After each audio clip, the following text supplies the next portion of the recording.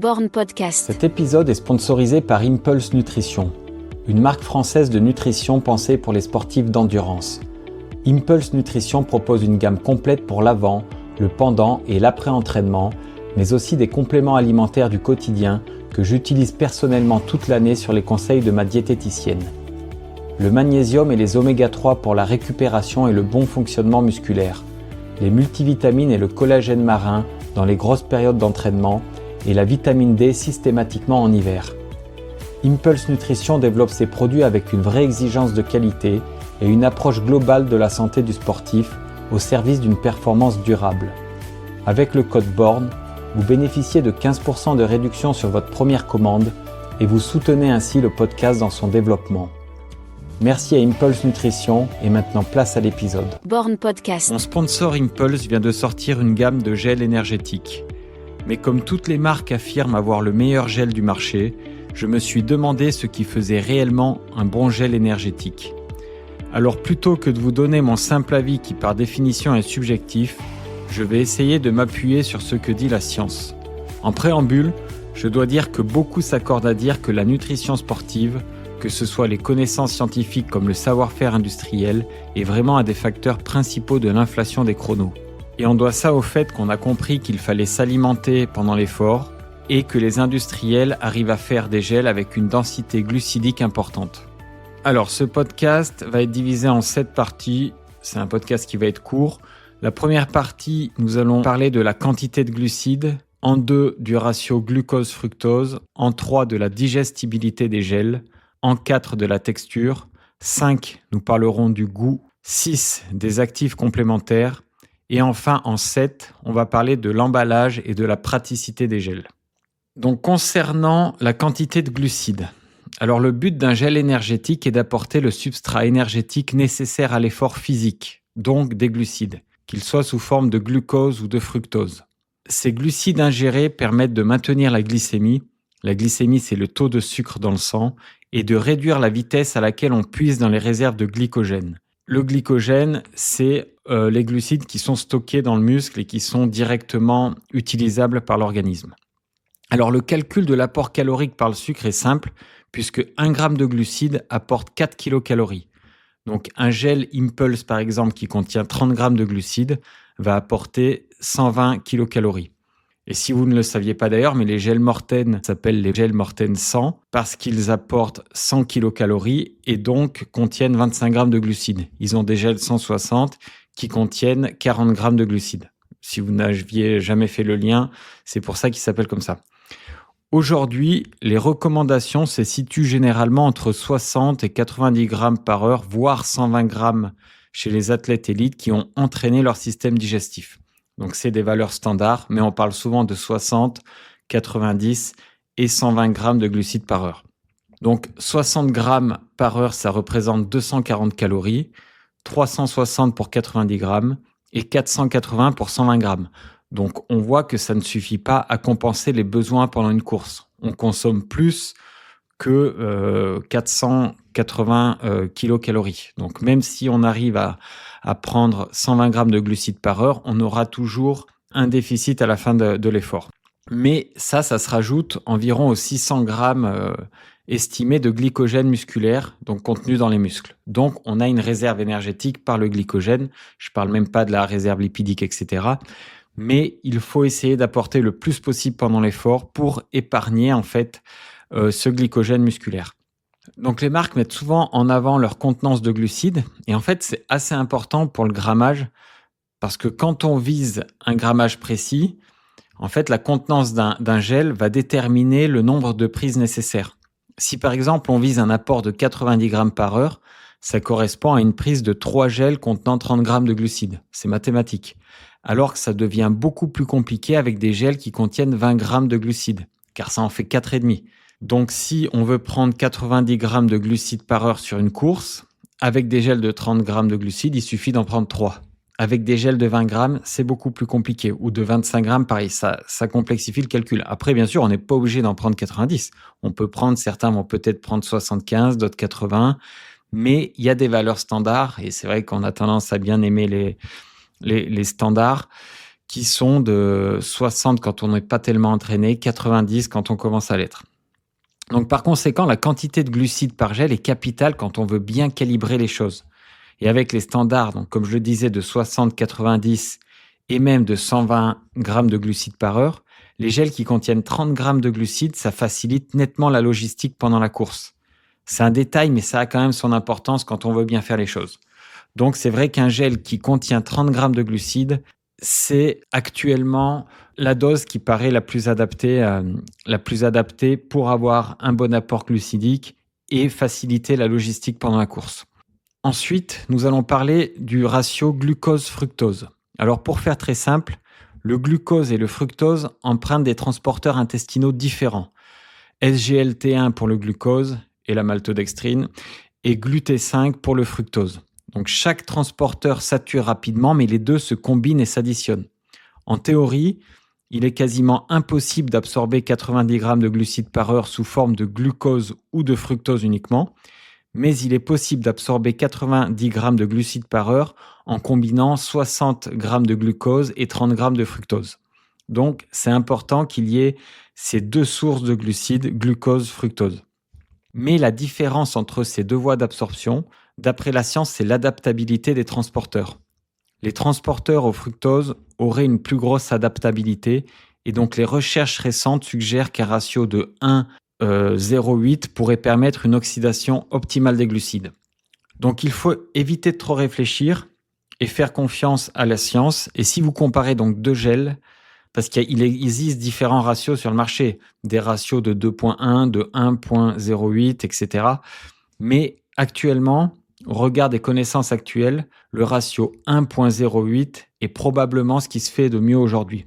Donc quand vous comparez deux gels, moi je vous conseille de vous orienter plus vers un gel qui a un ratio de 1,08, 0,8 g de fructose pour 1 g de glucose.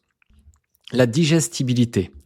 Alors la digestibilité d'un gel, c'est sûrement le critère le plus important et c'est pourtant le plus compliqué à développer car il dépend à la fois de la concentration en glucides, de l'osmolarité, des ingrédients utilisés, de notre propre tolérance, etc., etc. Donc il faut trouver le bon équilibre entre le rapport poids-produit et densité glucidique et la concentration de glucides. C'est toute la difficulté pour les marques. Donc la digestibilité est très importante, mais aucun gel ne sera universel. Il y a une grosse part individuelle dans tout ça. Et pour cela, le plus important, c'est de tester de manière empirique et de choisir le gel qui vous convient le mieux. Et surtout de vous entraîner à le prendre en conditions de course et en l'associant si possible à une prise d'eau. Parce qu'il faut rappeler qu'un excellent gel peut vite devenir indigeste si vous êtes déshydraté, s'il fait chaud ou si vous n'avez jamais entraîné votre intestin.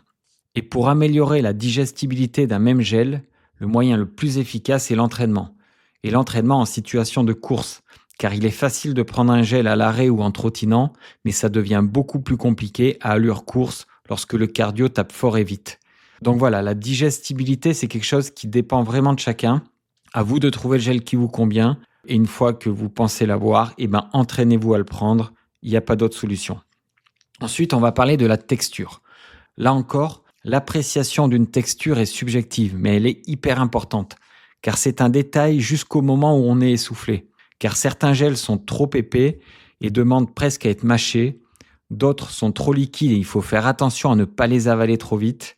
Donc là encore, c'est du devoir des fabricants de trouver le bon compromis et chaque athlète a sa préférence. Moi, personnellement, je préfère l'entre-deux, une texture fluide pour que le gel puisse être avalé facilement, sans effort de mastication, mais sans risque d'étouffement non plus s'il est trop liquide. Donc voilà, chaque marque va développer sa texture qui va convenir mieux à certains, moins bien à d'autres, et c'est encore une fois à chacun de choisir. Mais il y aura des textures plus épaisses, des textures plus fluides, des textures quasi liquides. Et j'ai constaté quelque chose avec l'expérience, que la texture de certains gels changeait avec la température. Je me souviens de mes premières courses quand je prenais des gels Morten.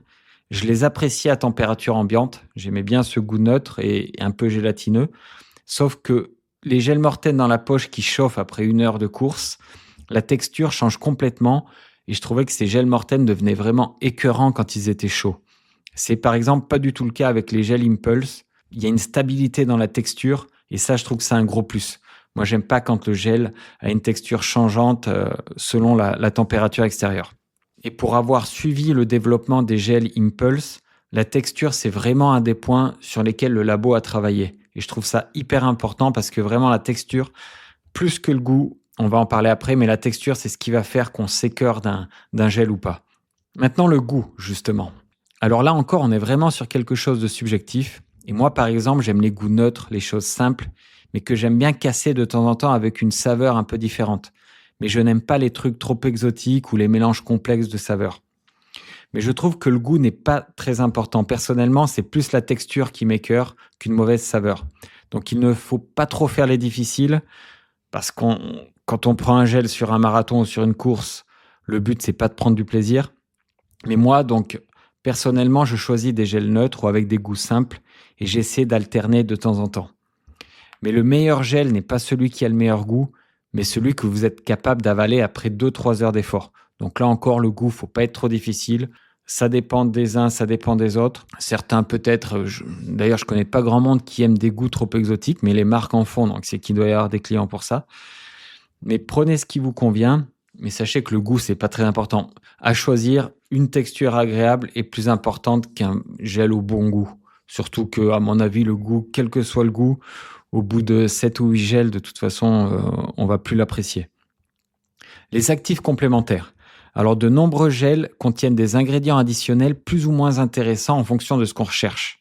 Donc, par exemple, il y a des gels qui ajoutent de la caféine. La caféine, c'est un ingrédient hyper intéressant. Son efficacité est démontrée, mais son dosage doit être bien calculé car les effets semblent plafonner autour de 3 à 6 mg de caféine par kilo de poids de corps. Et au-delà, on augmente le risque d'effets secondaires dont les redoutés troubles digestifs sur marathon et ultra. Donc attention à ces actifs complémentaires. Il faut quand même regarder un minimum les dosages. Le sodium. Le sodium, c'est de loin l'électrolyte le plus important. Les gels Impulse, par exemple, en contiennent 157 mg, ce qui constitue un apport intéressant, notamment sur les efforts longs et quand il fait chaud. L'apport en sodium sert à compenser en partie les pertes liées à la transpiration, mais il joue aussi un rôle dans l'absorption du glucose au niveau de l'intestin. Donc le sodium, ça reste un actif complémentaire intéressant.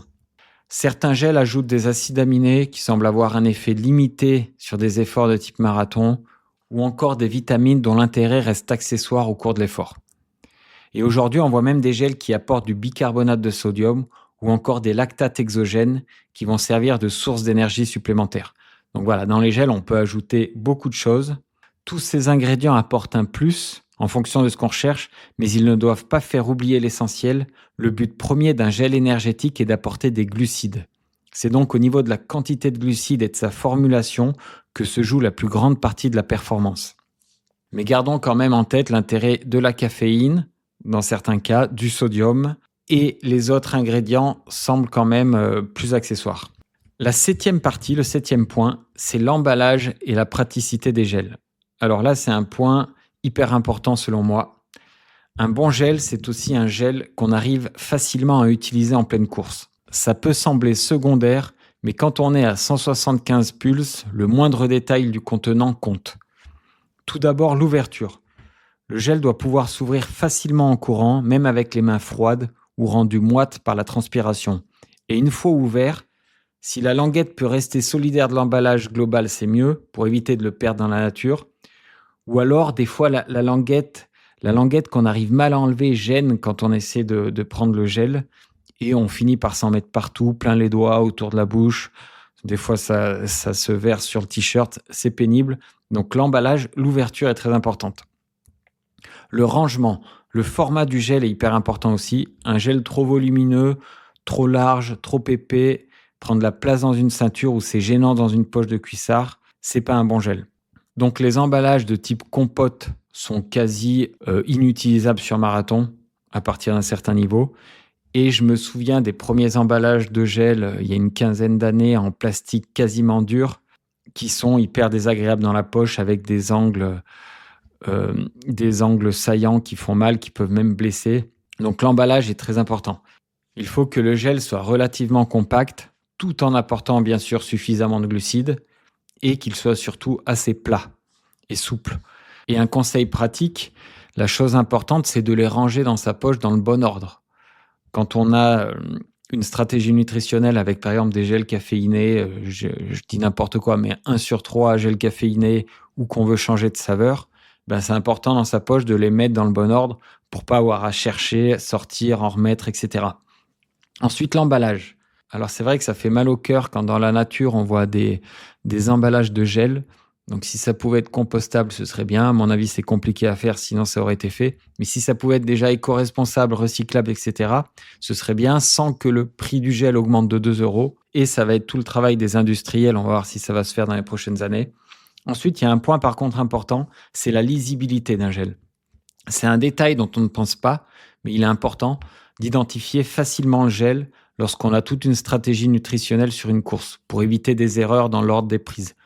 Donc, comme je vous disais, si on a des gels caféinés, etc., faut pouvoir le voir en un coup d'œil, pas avoir à lire un gel, à le remplacer par un autre, etc. Faut que ce soit clair, faut qu'il y ait un jeu de couleurs ou quelque chose qui permet d'identifier tout de suite un gel. Donc tout ça, ce sont des petits détails pris séparément, mais sur un marathon ou un ultra, où l'on manipule parfois 6, 10, même peut-être 20 gels sur certains ultras, c'est là que l'addition de tous ces détails finit par compter. Pour résumer, qu'est-ce qu'un bon gel énergétique en la connaissance actuelle des choses? Un bon gel énergétique présente un ratio glucose-fructose de 1,08 et une trentaine de grammes de glucides par gel. Une texture non écœurante est essentielle, mais l'important est qu'elle vous convienne à vous. Et le packaging est aussi important pour faciliter la prise en pleine course et son stockage dans une poche. Concernant les ingrédients additionnels, outre la caféine et le sodium, la plupart restent accessoires. Donc vraiment, il faut regarder la dose de glucides, la caféine et le sodium si vous en avez besoin. Mais dans tous les cas et quel que soit le gel, l'important est de s'entraîner à les prendre en situation de course. C'est ce qu'on appelle le gut training, c'est l'entraînement de l'intestin à absorber les glucides pendant l'effort. Et pour être sûr d'absorber ce qu'on veut le jour de la course, il est préférable de s'entraîner à en prendre plus à l'entraînement. Qui peut le plus, peut le moins. Alors je vous l'accorde, ça coûte un peu cher, mais ça tombe bien car avec le code BORN, vous avez 15% sur tout le site Impulse Nutrition. Et croyez-moi, une fois que vous aurez testé ces gels, vous ne prendrez plus qu'eux. Salut les sportifs.